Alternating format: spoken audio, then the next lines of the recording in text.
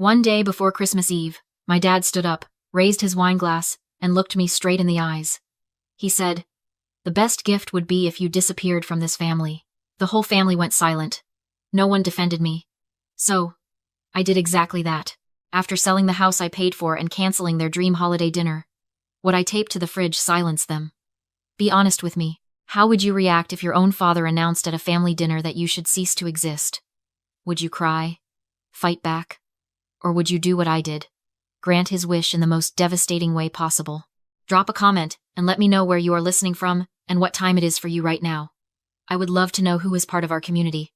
Everything stayed silent for days, but in my head, their words kept echoing. Le Kong Roy, because I knew that tears were the most useless type of data in a financial war. I walked through the hallways of our Malibu mansion, breathing in the scent of expensive sandalwood and unspoken betrayal. Every piece of Italian leather furniture, every original oil painting on these walls, they all had my signature on the wire transfers. My father, Christopher, was currently in the den, swirling a glass of $2,000 scotch that I had purchased for his birthday. He was laughing with my brother, Tyler, about their latest medical triumphs. To them, I was just Madison, the tech girl, the one who spent her life playing with computers while they did the real work of saving lives. They treated my career like a hobby, a phase I never grew out of. I stood in the shadow of the doorway, watching them bask in the glow of a lifestyle they could not afford. I had been the ghost benefactor, the invisible pillar holding up their version of a medical dynasty. While Christopher basked in the prestige of being a renowned surgeon, I was the one covering the massive property taxes and the staggering maintenance costs of this coastal estate.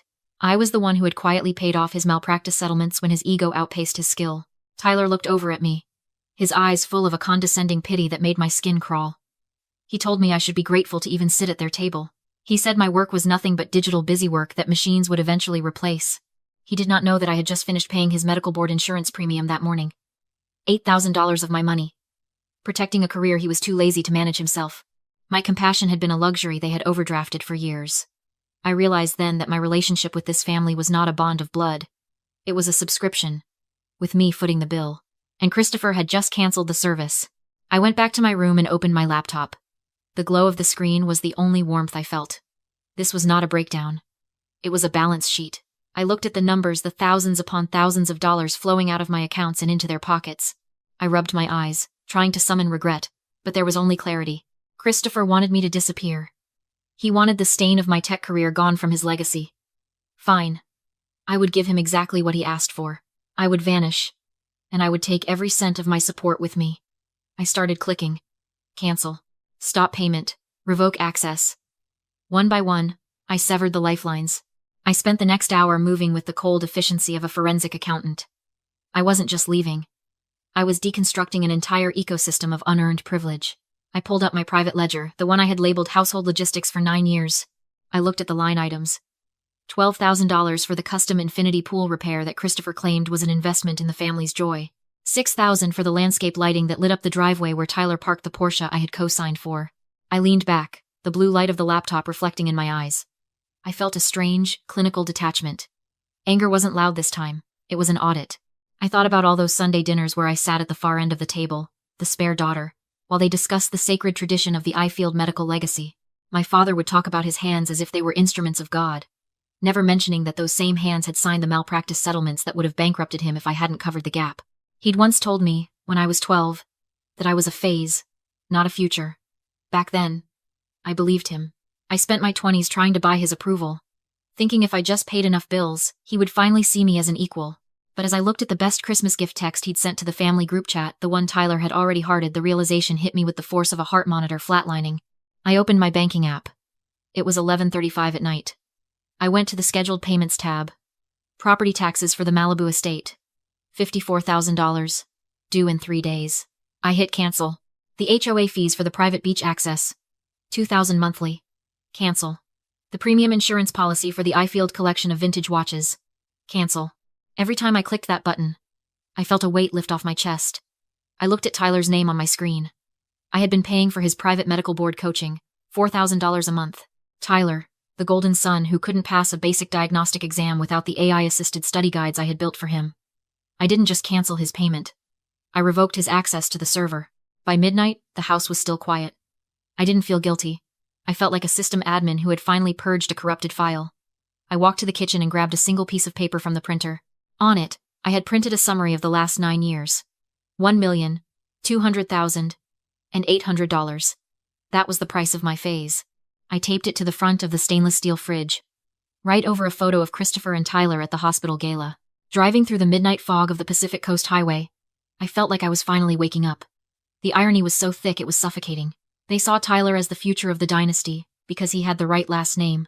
They never bothered to ask how Tyler was suddenly diagnosing rare cardiac anomalies with 100% accuracy.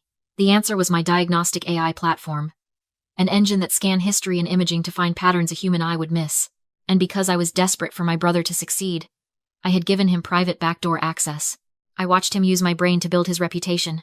He was the face of innovation, but I was the engine. Not anymore. I pulled into a rest stop and opened my laptop. This was the professional escalation. With 3 clicks, I deauthorized Tyler's entire hardware ID.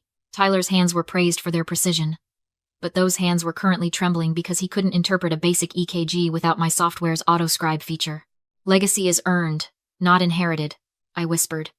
I opened my email and saw the final confirmation from Technova. The merger was set for the 24th. $120 million. I wasn't just joining them as a CTO. I was coming in as a partner. Technova was the primary benefactor of Seattle Grace, the hospital where Christopher was fighting for the director position. I hit confirm on the merger documents. In less than 48 hours, I would walk into that gala not as the disappeared daughter, but as the woman who owned the ground they walked on. By the morning of the 24th, my phone was a war zone. Christopher had finally realized his credit cards were being declined at the country club. Instead of an apology, I got a whisper campaign. Christopher posted on Facebook about raising an ungrateful child. Tyler texted, "You've created a total mess. Call us before you ruin your own reputation." I didn't answer. I had a meeting with Dr. Evelyn. She was the surgeon. Christopher feared someone who understood that the future wasn't built on legacy, but on data. She handed me a confidential file. "Christopher has been listing himself as the primary facilitator for the Technova partnership," she said. "He claimed his personal influence secured the $50 million pledge. He was using my success to buy himself a promotion." "Evelyn," I said, "Technova is moving into a full merger. I'll be overseeing the entire department." I then showed her the record of Christopher's recent bridge loan. He forged my digital signature for $200,000, thinking I'd Bowdger check the logs. Tonight was the gala. Christopher was scheduled to give the keynote on traditional excellence. I looked out the window at the hospital tower. I wanted the board to see the facts before they made that announcement. All the facts. At 7 o'clock, the grand ballroom was a sea of black ties. Christopher was holding court at table 3.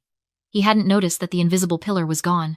He hadn't noticed that the lights were powered by a generator because I had canceled the main utility account. He walked to the podium. "Tradition," he began, "is the heartbeat of medicine. My son, Tyler, is the living proof of this legacy." Tyler raised a glass. I felt a chill of absolute detachment. Christopher continued, "We celebrate the future. Thanks to my personal facilitation, Technova is pledging $120 million. That was the cue. James Morrison, the CEO of Technova, stood up. "Actually, Dr. Ifield." James's voice cut through the air. "There's a correction. Technova has completed a merger, and we have appointed our own chief technology officer to oversee the new wing." The screens flickered. My name appeared in bold white letters. Madison Ifield, Chief Technology Officer. Below it, a side-by-side comparison of Tyler's surgical logs and my AI's time-stamped outputs began to scroll. Every miracle Tyler had performed was revealed as a copy-paste job from my server. I climbed the stairs and took the microphone from Christopher's trembling hand. "The Ifield legacy isn't built on surgery," I told the crowd. "It was built on my bank account, my code, and your lies." I turned to Tyler. "Your access is permanently revoked. Christopher, your application has been flagged for fraud. And as for the house in Malibu, the invisible pillar just walked out." The aftermath was a clinical chain reaction. By December 26th, the legacy was in full liquidation. Christopher's voice in my voicemails was thin and desperate. He didn't apologize. He just said, "Fix this." I didn't fix it. I wasn't the one who broke it. The Seattle Times ran the story. Tech daughter audits medical dynasty. Tyler's residency was revoked. Christopher was forced into early retirement, replaced by a studio apartment and legal notices. 1 year later, I had coffee with my mother. She wrote in a text later, "We are learning to live with the truth. It's smaller, but it's real." I looked at my life counter. 250,000 lives impacted. 250,000 people were breathing because of the digital busywork my father had mocked. Success isn't about the name. It's about the peace you feel when you stop paying the bill for people who don't love you. I opened my old household logistics spreadsheet, highlighted the entire 9-year history of their greed, and hit delete. If you have ever been dismissed by those who should have supported you, remember, your worth is not a line item in their ledger. You are the architect of your own future. Subscribe for more stories about setting boundaries and finding success on your own terms. Share this with someone who needs to hear that they are enough. I know exactly what you are screaming at the screen right now. You are asking Madison, why did you wait 9 years? Why did you hand over $1,200,000 to people who treated you like a footnote in their own legend? It is easy to look at this from the outside and call it weakness, but the reality is much more calculated and much more human. Let's look at the psychological decoder of this situation. Madison wasn't being a martyr. She was caught in what psychologists call the slot machine effect. In a toxic family, the jackpot isn't money, it is a crumb of validation. Every few months, Christopher might have given her a small nod, or Tyler might have stopped insulting her for 5 minutes.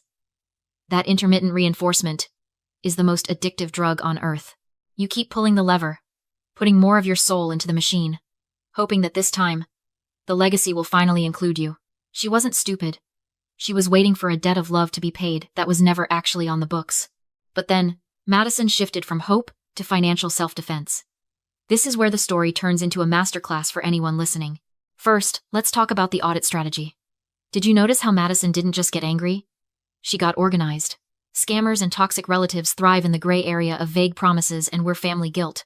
By maintaining that secret spreadsheet logging every property tax payment, every utility bill, and every malpractice settlement, she stripped away their power.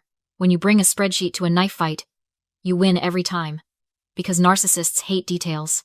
They can't gaslight a bank statement. Second, consider building the case. Madison didn't just walk away. She gathered the metadata of their betrayal. By documenting the forged signatures and the stolen diagnostic code, she turned a family drama into a legal and professional liability for them. She didn't just leave a house. She dismantled their ability to ever hunt her again. Finally, there is the buyout. People often ask if $500,000 is too high a price for freedom. It isn't. Madison viewed that $1,200,000 not as a loss, but as the final payment on her own life. She invested in her freedom so she could own the hospital, the code, and her future. The verdict is simple. Your compassion is a high-value asset. Stop letting people with a zero balance on their character overdraft your life.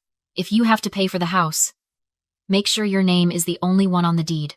Have you ever been the invisible pillar for people who only look down on you? Drop a comment below and share your story. We learn by listening to each other. Subscribe for more real talk on survival and success. Remember, the best revenge isn't loud. It is a balanced ledger and a quiet mind.